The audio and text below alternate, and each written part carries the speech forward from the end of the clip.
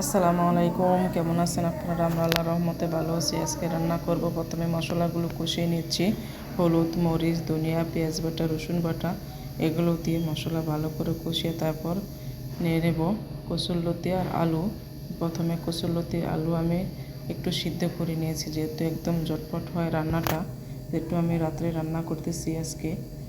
কী করব, এখন ভালো করে কসুরলতি আলু দিয়ে ভালো করে মশলার সাথে কষিয়ে নিচ্ছি। কষিয়ে নেওয়ার পর একদম মিশিয়ে নেব। দেখব তরকারিটা কষে আছে। এখন তারপর দিয়ে দিচ্ছি কাঁচা টমেটো ছিল, আর দিয়ে দিচ্ছি কাঁচামরিচ আস্ত, দিয়ে ভালো করে নড়াচড়া করে মিশিয়ে দিচ্ছি। মিশিয়ে দেওয়ার পর একটু দেখে কষানো হয়ে গেছে তরকারিটা, তারপর পরিমাণ মতন অল্প পরিমাণে পানি দিয়ে দেব, যাতে করে তরকারিটা একদম পারফেক্টভাবে হয়, যেহেতু সিদ্ধ করা তরকারি, তাই আমি অল্প পরিমাণে পানি দিয়ে ভালো করে মিশিয়ে নিচ্ছি। মিশিয়ে নেওয়ার পর এখন দেখব কালারটা অনেক সুন্দর হয়েছে, অসাধারণ হয়েছে রান্নাটা। একদম তারপর আবার উঠিয়ে দেখতেছি সিদ্ধ হয়ে গেছে আলু আর কসুরলতি। হ্যাঁ, একদম সিদ্ধ হয়ে গেছে পারফেক্ট।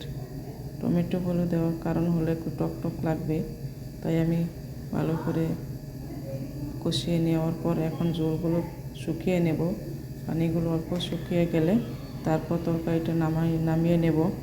এখন দেখতে দিয়ে দেব রুই মাছ বেজে রেখেছিলাম, একদম মাছগুলো দিয়ে রান্না করব শুকনা শুকনা। হাজব্যান্ড বলতেছে রুই মাছ দিয়ে কচুরলতি রান্না করো ভেঙে, যে মাছটা ভেঙে রান্না করো, মিশিয়ে ভালো করে ভালো লাগবে, তাই আমি আজকে রান্না করতেছি। মাছগুলো বাজে তারপর ভাঙা ভাঙা করে দেব মিশিয়ে।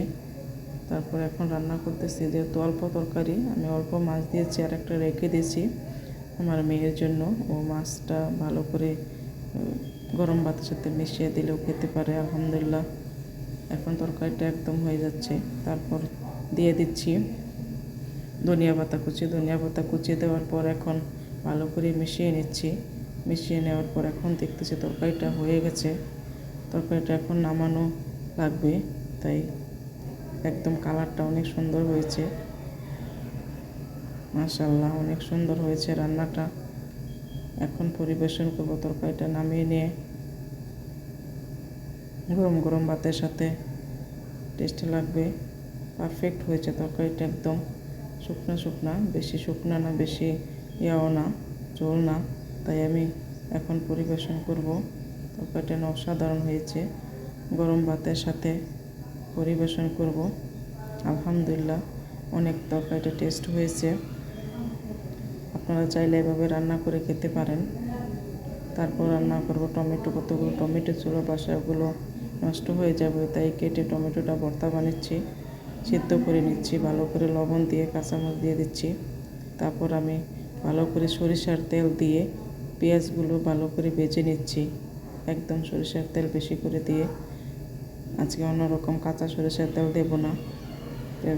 লাল মরিচ ভেজে নিচ্ছি, শুকনো মরিচগুলো দিয়ে ধনিয়া পাতা দিয়ে পেঁয়াজগুলো দিয়ে ভালো করে মিশিয়ে নিচ্ছি, হাতে ভালো করে মিশিয়ে নিয়ে এখন ভর্তাটা বানিয়ে নেব। টমেটোগুলো দিয়ে, টমেটো ঠান্ডা হয়ে গেছে, দিয়ে ভর্তাটা বানানো হয়ে যাচ্ছে, বানিয়ে নিচ্ছি টমেটো ভর্তাটা ভালো করে লবণ দিয়ে পরিমাণ মতো। ভর্তাটা একদম বানানো হয়ে গেছে পারফেক্ট। আপনারা চাইলে পাশে এরকম করে খেতে পারেন, কিন্তু একদম চটপট হয়ে যাবে। একদম গরম গরম ভাতের সাথে পরিবেশন করব। আলহামদুলিল্লাহ, অনেক টেস্ট হয়েছে ভর্তাটা এবং তরকারিটা। আজকে রাত্রে এগুলো রান্না করেছি, কী করব, ঘরের মধ্যে যা ছিল তাই রান্না করছি। আলহামদুলিল্লাহ, সবাই ভালো থাকবেন।